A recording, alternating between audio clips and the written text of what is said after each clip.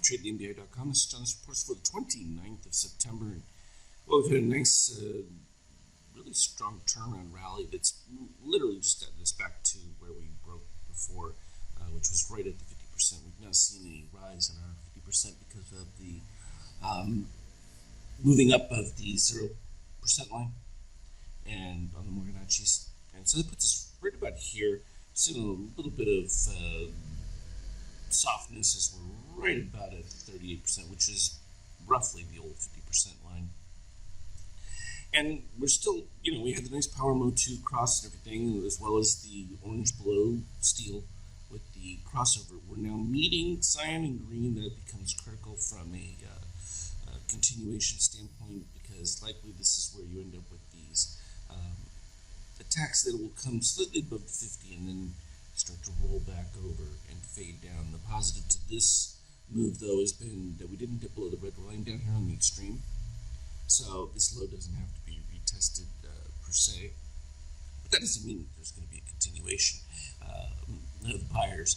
We're in an interesting volatility mix. We've got the debate coming up. And that's certainly going to add some projections from different sides as to who they think won and what that's going to do. And that's just going to create volatility. Doesn't necessarily mean an up or a down, because everyone has their own different idea of what will benefit, what won't benefit, if there's change, if things stay the same. Here we see on the NQ, though, that we've already had the DOC cross of the green for continuation, and it puts it right solid at the 50%. And that's just because the NASDAQ has behaved just a bit differently than the ES or the S&P 500, and that has resulted in, I think, a little bit more defined readings. It's made it a little easier because we got the crossover a little sooner and the dip, and that has left us with a little bit more precision, I think. Plus, this is kind of idyllic from 100% to the 50. We broke slightly below it, held the 23 back up to the 50. Now you've got a breakthrough, because if you don't, it's just an invitation for shorts to attack that and continue to move price lower. Or in this particular case, in this much moving price lower as much as just not being able to elevate it, or profit taking begins. And from a gold standpoint, it's stabilizing at this particular stage. We have filled in most of these positive extremes. The last one was right here, and so we came pretty darn close to it. Nothing unexpected. I know some people talked about, oh my gosh, this major collapse in gold. It's not a collapse. We had this huge excess runoff from the algos, and it's just filling back in place. And as far as oil goes, we've just been in a stagnant mode, coming off of the lower right at the same 40 range. The max has been up here at the 44. Again, this is all based on what you're going to see from COVID response and whether or not you're going to have uniform opening. You're seeing places like Florida that really expand their opening, while others are getting more or less maintain constrictive behavior, and it's just creating a problem. From an adjustment standpoint, this happens to be that Power 2 cross program,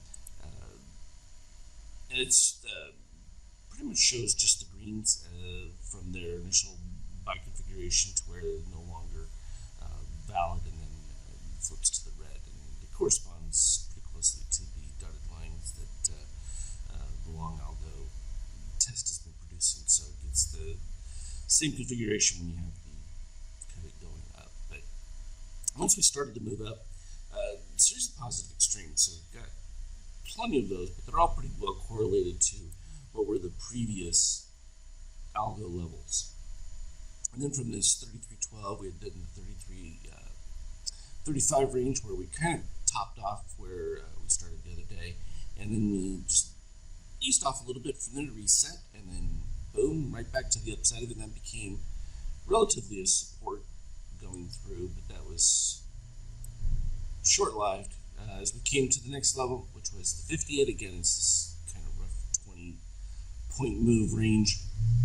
We hit it there, and now we've come back to the 35 and actually filling back in just a little bit more than that stage in a soft patch, and looks to be continued weakness here because we don't have orange dip of any kind, so it's not going to provide it any space at that particular point. There's plenty of room for this to slide back in given the run-up that we've seen.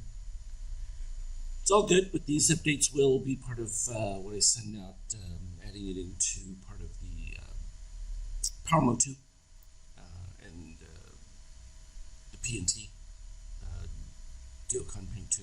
So those adjustments will just slightly change where you see by configurations, and in downturns it will most likely eliminate some of those early buys where you're still slightly at the early part of consolidation. The only way to see that is to actually go back further, because we've had so many up days, it's hard to find decline modes like this where it then turns around and then you get soft spots in between them. But it just reflects a nice transitioning portion. You're not getting caught early on in the signals, so that prevents you from the exacerbated downturns where you might get a green ride too soon. Because like I say here, you see an orange candle, but that was under declining long short algo, as opposed to it being stabilized where you start to get those ranges and then boom, it turns around. So that'll be how that functions, and it should really make it for some clean charting, especially from a short standpoint, as well as to the long side. So I'm looking forward to putting that one there. And you can look for renewals in your email. As always, though, I will put anything relevant on the Skype chat. Trade well.